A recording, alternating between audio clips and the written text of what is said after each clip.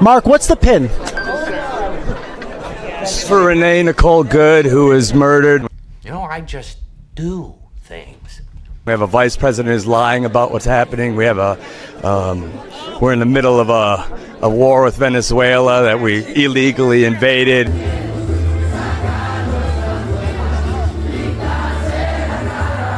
He's telling the world that international law doesn't matter to him. The only thing that matters to him is his own morality. But the guy is a convicted felon or convicted rapist. He's a pedophile. He's the worst human being. If we're relying on this guy's morality for the most powerful country in the world, then we're all in a lot of trouble. So this is for her. This is for the people in the United States who are terrorized and scared today. I know I'm one of them. I love this country, and what I'm seeing here happening is not America. It's just not. Mark, why do you feel that this platform is still useful to spread a message like this? Listen, I want to pretend like this is, I want to be here to celebrate, and I am here to celebrate, and I'm proud to have a Golden Globe nomination. But also, this is not normal anymore. And so I don't know how I could be quiet, and I'm feeling a little sick, so it's hard to BS right now. You're not normal, and you're disgusting for coming out having a cold. Now you're gonna make everybody else sick. Trump ought to sue the pants off of him.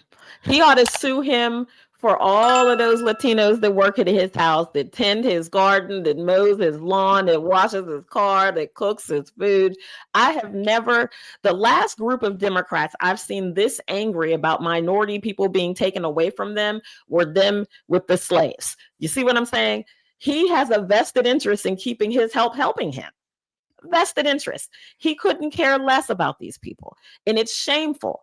Absolutely shameful. You're walking around with a pen that says be good. How about be ICE, right? How about stand up for this nation that you profess that you love, but at every turn you do your level best to discourage Americans, to treat them poorly. You know, you're talking about America on an international stage. What do you know about the international stage?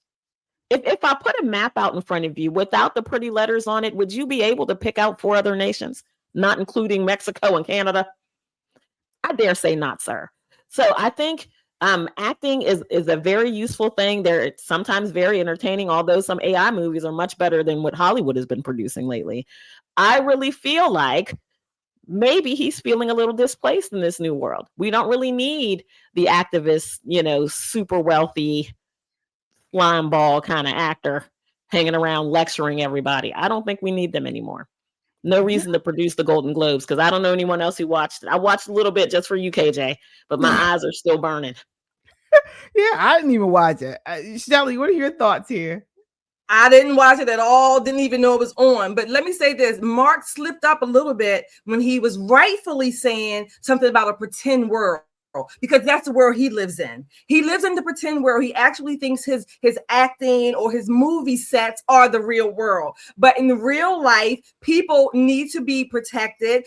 Illegals need to be off of our streets. Criminals need to be, locked up. Certainly the violent ones. And you see, Mark's pretend world tells him that all this doesn't exist because he has the 24-hour security. He even has, I would bet, some of those people that he's saying, I guess, intimating they should be here, the illegals, like you said, serving him in a servile position. They can't speak up to him because they rely on him to provide their means and their needs to whatever degree. And I would suspect they probably live in fear because if they say something, he's probably going to get them deported, okay? Because they're not going to be servile enough.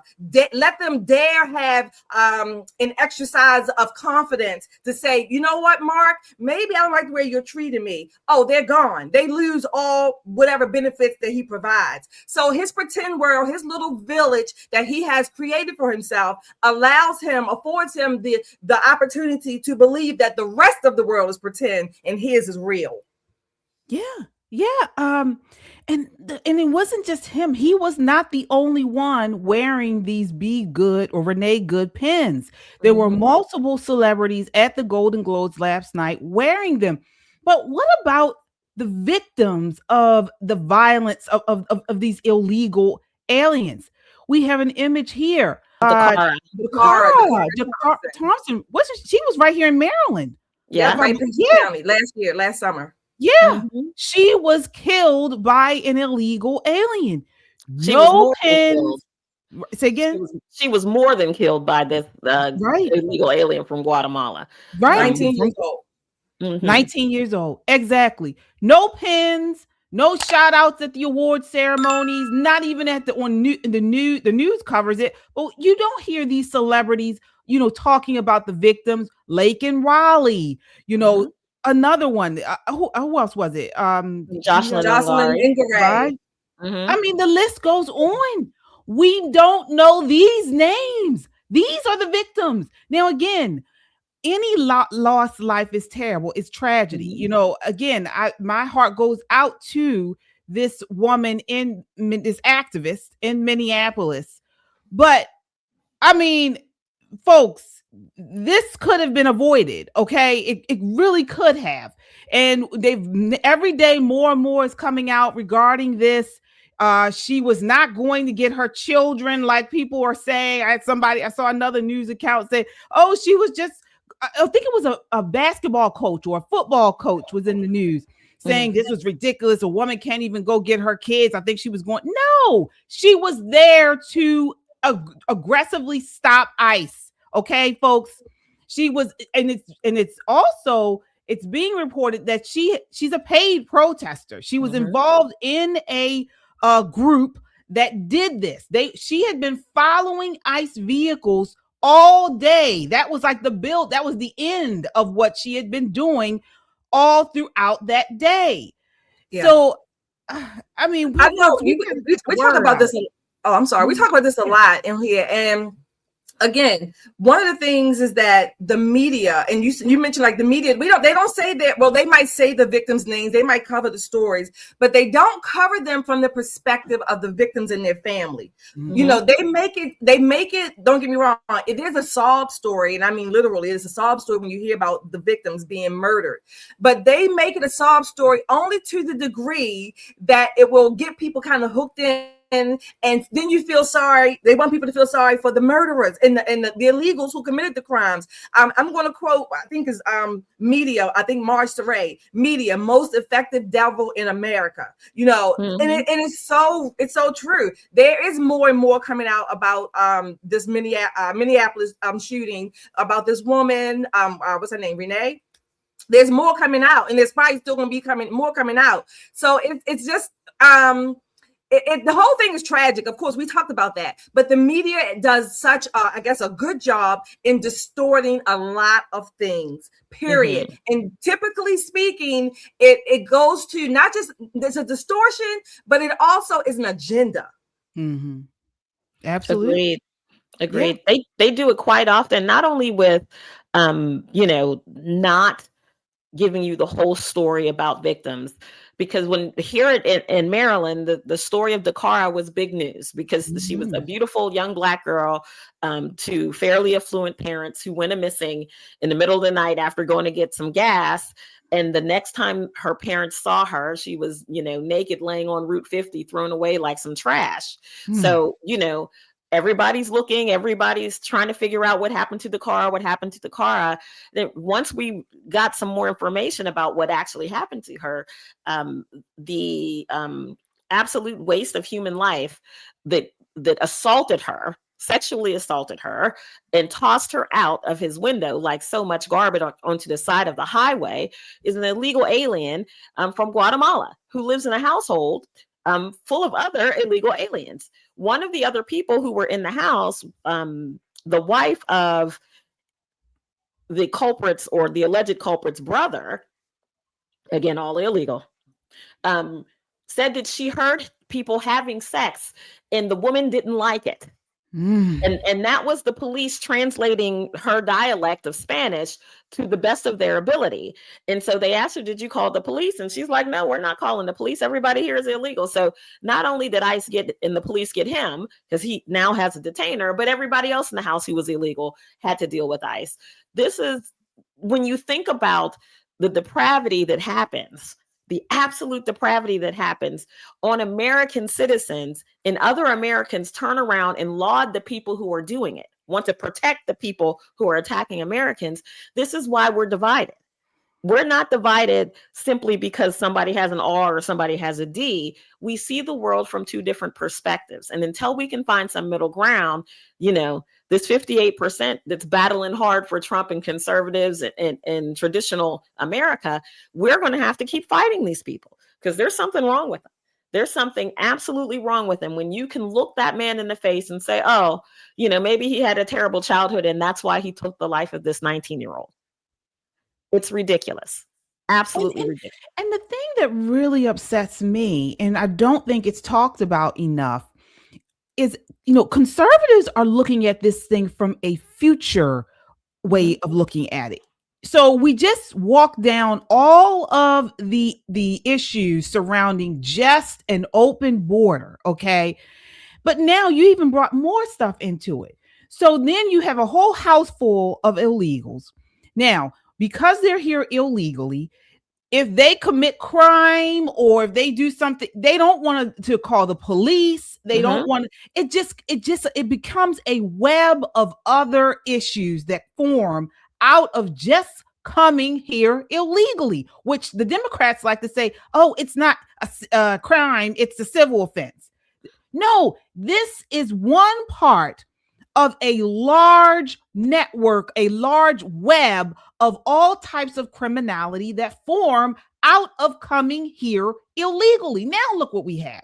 So now they have created an entire network of additional crime. Because let me tell you, once that woman denied officers' orders and did not move, it's of course we know it's all right to protest, but once you go beyond that and you are going against officers' orders, you are becoming aggressive, that is illegal. That is a crime. Okay. So now we have this additional segment of crime where now we have literally people that are going out after ICE officers. And that's just not protesting, that is going against orders. They're obstructing investigations, arrests, all kinds of stuff. And so when ICE react, now this is causing another issue because now ICE is under super heightened alert because not only do they have to worry about these criminal illegals, but now you got to worry about people like Renee Good popping up and giving them trouble. Absolutely. And you're right, KJ. It just builds a bigger infrastructure of crime, if you will. Exactly. Because here, when I tell you that their own people prey on them, the neighborhoods that they live in, the apartments that they live in are absolutely substandard, without question, substandard. Most Americans wouldn't live there, but they're living in these apartments 10 and 15 people deep because they just need shelter. They just need shelter to make enough money to send some money home and to sustain themselves so they can make some more money the next week. But they pay almost double for almost everything. The creep that allegedly attacked the Cara was at a nightclub across the street called the Galaxy nightclub, and it caters to a Hispanic crowd. I mean, it's in Hyattsville. It's overwhelmingly Hispanic part of Prince George's County, and girls there were like, "Get away from me!" Like he was given the ick, and they were like, "Stay away from me! Stay away from me! Stay away from me!" And the next thing we knew, they said that this is where he met up with the car across the street. That's where they found her car. So we don't know if she was going to the Galaxy. We don't know, what was going on. But at some point, we're not going to know until his court case, and they're not trying to do anything with that. I think his actual first motion hearing is not until March. So all of this to say, this cycle of criminality never stops. Because once, he was arrested for DUI a couple of times, and they were like, slap on the wrist, slap on the wrist. We've got to get really serious about it because it's not only unfair to the American people, it's highly unfair to them. It really and truly is. It's a lose-lose proposition across the board. Yeah. And on top of that, just another thing, we're talking about this web that's created. Folks, most of these people that are recording ICE, that are, trying to, impede these investigations and arrests, they aren't the greatest people. They are not the greatest people. Even this Renee Good, okay, she was no Mary Poppins, all right? When you look into her background, she lost custody of 2 of her kids because of the partner was abusing 2 of the other kids. These people are not the greatest people in the world, all right? And so that is another thing. This criminality is bringing out the scum of the earth. Okay, I mean, let's be real. When you go to these protests and you see these people that are fighting these cops that are fighting these ICE officers, they're trash. I really, they are. Most of them. I would say, yeah, I would agree. Most of them are. Most of them don't have what I call, I guess, productive lives, if you will. And again, they are feeding into or adding or even bringing on this I don't know, arena of criminality that just adds on to each other. So that's just straight. Again, as far as illegals are in the picture, I still say that I'm saying we collectively, we have allowed this and it's building up to this. No way, shape, or form am I saying that Renee should have been killed? I'm not going to say she was murdered, because I don't think she was murdered. It was a killing, but she was not murdered. So that's not even that. But she did have a part to play in this. But I'm saying that we have allowed this to grow to this point. And I think we are at, I think we're at the violent part, maybe the beginnings of the violent part of the Civil War, unfortunately.